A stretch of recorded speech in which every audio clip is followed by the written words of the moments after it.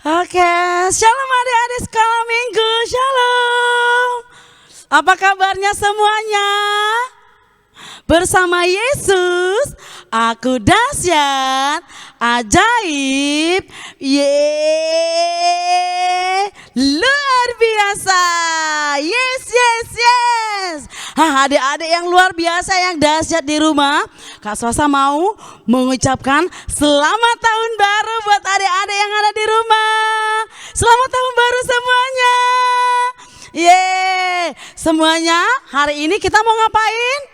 Mau beribadah kepada Tuhan, mau memuji Tuhan. Yuk adik-adik, kita mau memuji Tuhan, semuanya duduk manis. Dipanggil abangnya, dipanggil adiknya. Kalau mau mama papanya juga boleh, biar kita sama-sama memuji Tuhan. Oke, yuk adik-adik yang siap memuji Tuhan dulu yang manis, lipat tangannya. Kita mau berdoa. Yuk lipat tangan, tutup matanya. Tuhan Yesus, terima kasih buat hari ini, di awal tahun ini ya Tuhan. Di minggu pertama ini kami mau memuji Tuhan, kami mau bersyukur buat Tuhan, karena kebaikan Tuhan selalu baru dalam hidup kami. Terima kasih Tuhan Yesus, kami mau mengucapkan syukur kami buat Tuhan Yesus. Kami mau mengeluarkan suara kami hanya untuk Tuhan. Terima kasih Bapa yang baik, kami siap untuk beribadah kepada Tuhan. Berkati setiap kami dalam nama Yesus Kristus. Mari adik-adik yang ada di rumah sama-sama kita katakan amin. Ya, silakan duduk yang manis adik-adik. Kita mau memuji Tuhan, kita mau ngangkat pujian kita buat Tuhan Yesus. Terima kasih Tuhan Yesus. Kami rindu Engkau ya Tuhan, dari tempat ini, dari rumah kami mau angkat pujian kami ya Tuhan Yesus. Ku rindu Kau Tuhan, lebih dari segalanya.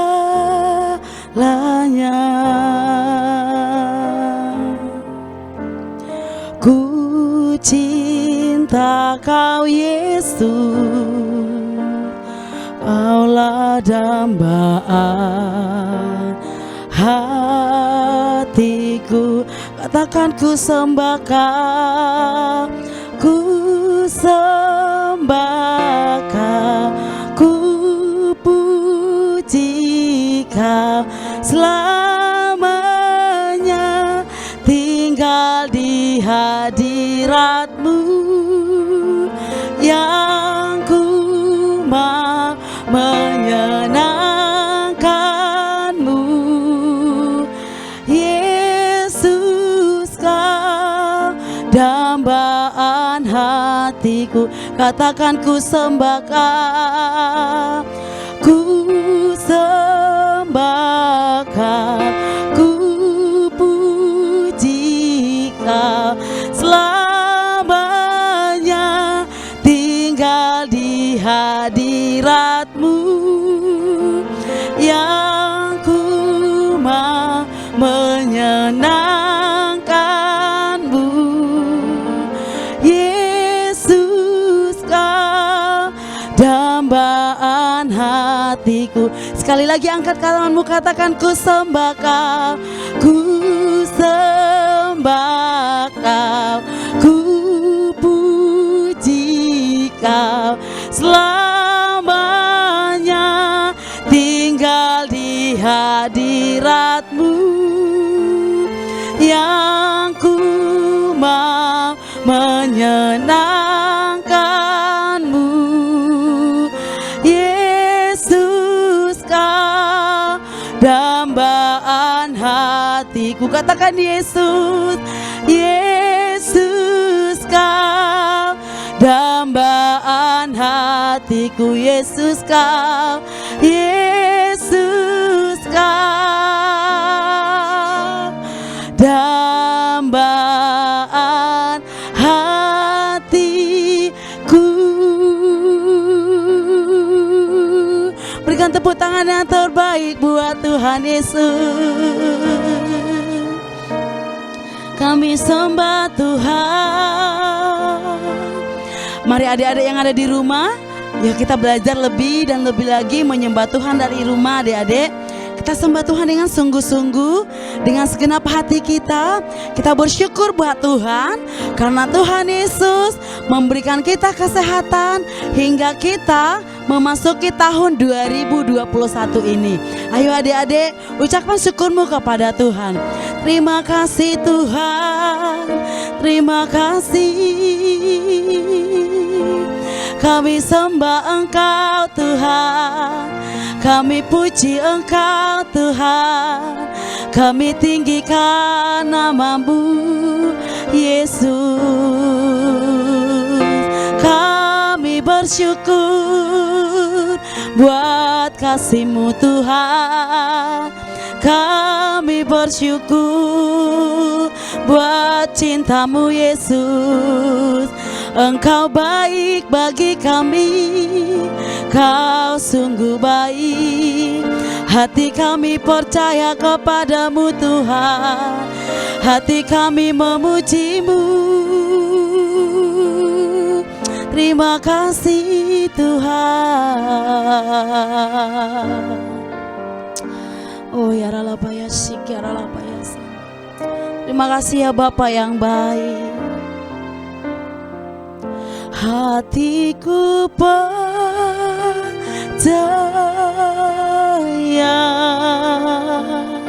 hatiku percaya. Katakan hatiku percaya, hatiku percaya,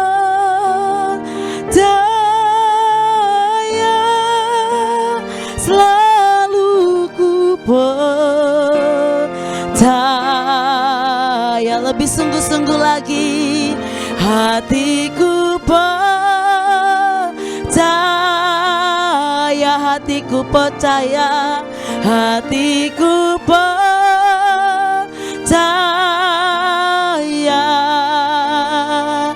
hatiku percaya,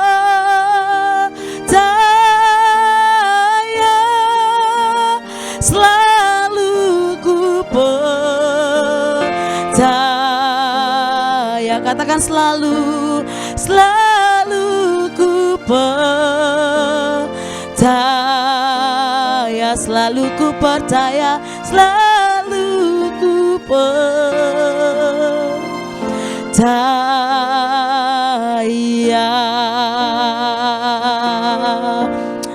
Terima kasih Tuhan Yesus. Sungguh kami percaya kepada Tuhan, sungguh hati kami percaya kepada Tuhan. Terima kasih buat yang terbaik yang Tuhan berikan bagi setiap kami, bagi setiap adik-adik sekolah minggu kami yang ada di rumah. Terima kasih Tuhan Yesus. Sebentar lagi kami mau lebih sungguh-sungguh lagi memuji Tuhan, bersorak-sorai memuji nama Tuhan. Mari Tuhan Yesus berkati kami. Ini doa kami di dalam nama Yesus Kristus. Kami berdoa dan bersyukur kepadamu. Mari adik-adik yang siap memuji Tuhan, sama-sama kita katakan amin. Semua tepuk tangan buat Tuhan Yesus.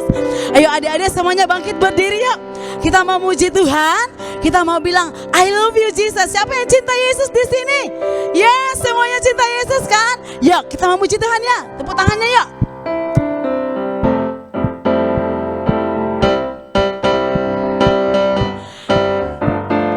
Semangat ya adik-adik. Digoyang badannya. Oke. Sama-sama katakan I love you Jesus. I love you Jesus. Lompat. Deep down in my heart. Lagi. I love you Jesus. Lompat lagi. Deep down in my heart. Think about deep, deep down, down. Lagi. Deep down in my heart. Talk about deep, deep down, down. Deep down in my heart. Lagi katakan K-A. K-A-S-I-H. Lagi. K-A-S-I-H. Kasih, kasih, kasih. Kasih, kasih, kasih. Kasih, kasih itu apa adik-adik? Kasih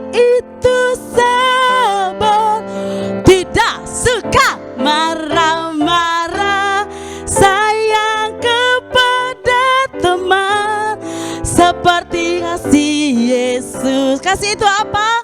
Kasih itu sabar, tidak suka marah-marah. Sayang sama siapa? Sayang kepada teman seperti kasih Yesus. Yeay. Tepuk tangannya yang meriah buat Tuhan Yesus. Sorakan haleluya. Yeay. Yuk kita mau dengarkan firman Tuhan. Adik-adik semuanya duduk yang manis. Kita berdoa dulu ya. Oke. Tuhan Yesus, terima kasih buat pagi hari yang indah ini. Kami udah selesai memuji Tuhan, bersorak-sorai buat Tuhan Yesus. Bahkan sebentar lagi Tuhan, kami mau mendengarkan firman-Mu. Berkati kami ya Tuhan Yesus. Berkati Abang Jeffrey yang memberikan firman hari ini. Terima kasih Tuhan Yesus. Ini doa kami, haleluya. Sama-sama kita katakan amin. Yuk kita panggil Bang Jeffrey. Bang Jeffrey. Oke.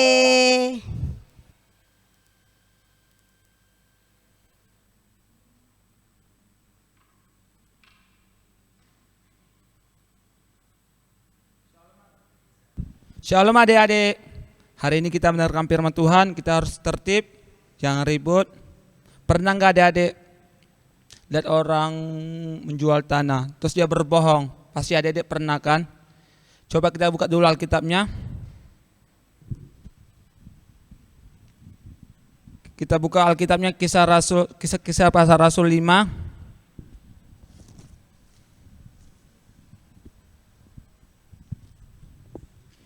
Kisah para Rasul 5 ayat 1 sampai 11.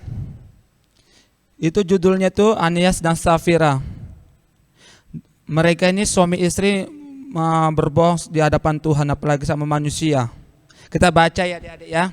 Ayat pertama itu, ada seorang lain yang bernama Ananias yang beserta istrinya Safira menjual sebidang tanah. Dengan setahu istrinya, ia menahan sebagian dari hasil penjualan itu dan sebagian lain dibawa dan diletakkan ke depan kaki rasul-rasul.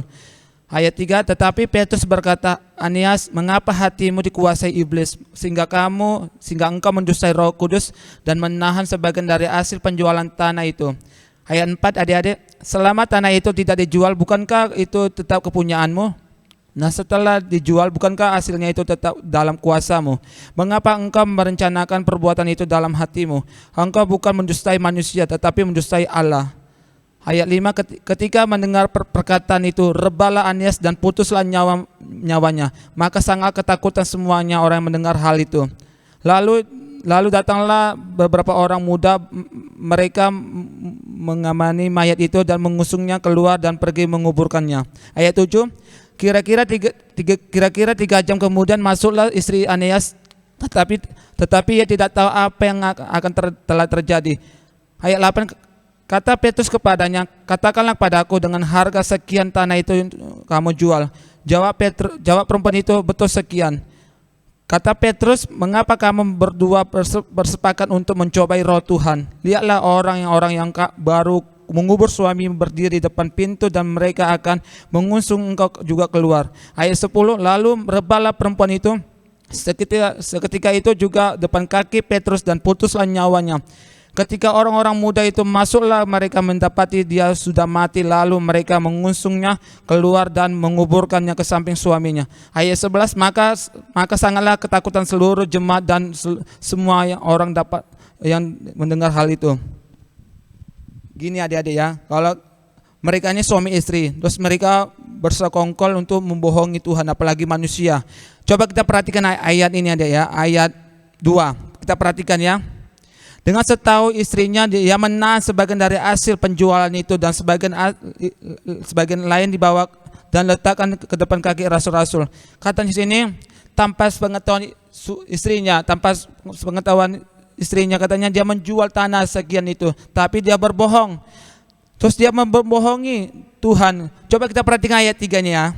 Tetapi Petrus berkata, Ananias, mengapa hatimu dikuasai iblis hingga kamu mendustai Roh Kudus dan menahan sebagian hasil penjualan tanah itu? Dia membohongi Tuhan. Dia dikuasai iblis. Dibilangnya harganya sekian, contohnya 500, ternyata bukan. Itu sama doang berbohong. Karena dia si ayat 3 itu katanya, mengapa hatimu dikuasai iblis sehingga kamu mendustai Roh Kudus dan menahan hasil dari hasil penjualan tanah itu. Ngeri kan ya adik-adik, ngeri.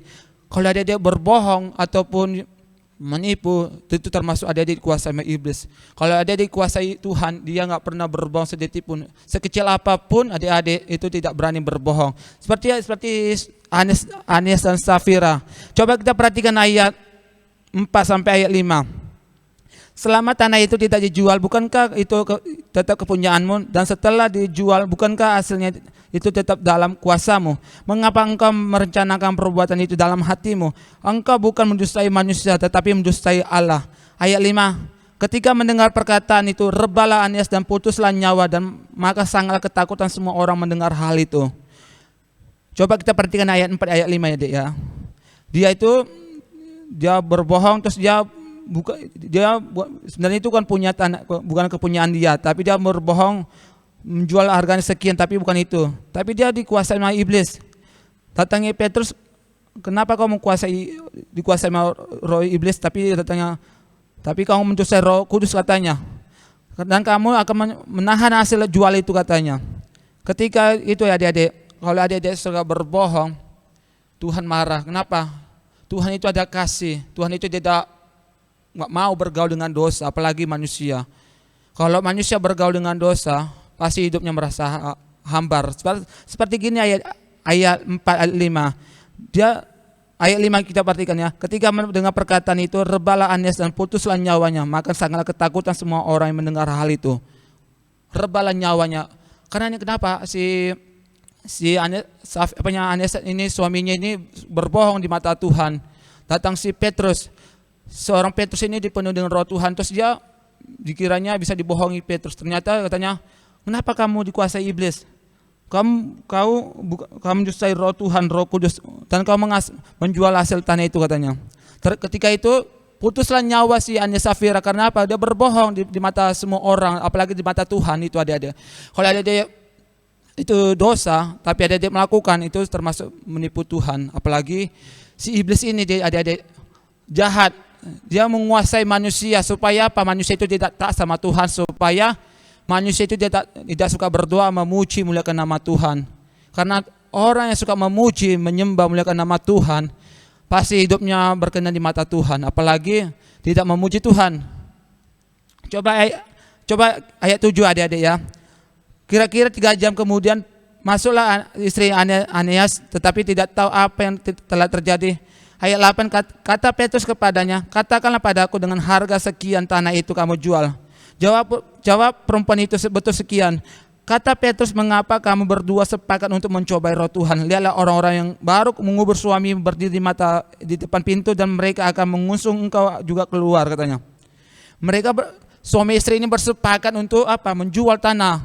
Sebenarnya harga tanah bukan cocok 500 juta, ternyata bukan. Tapi karena mereka ini suami istri ini bersepakat membohongi Tuhan.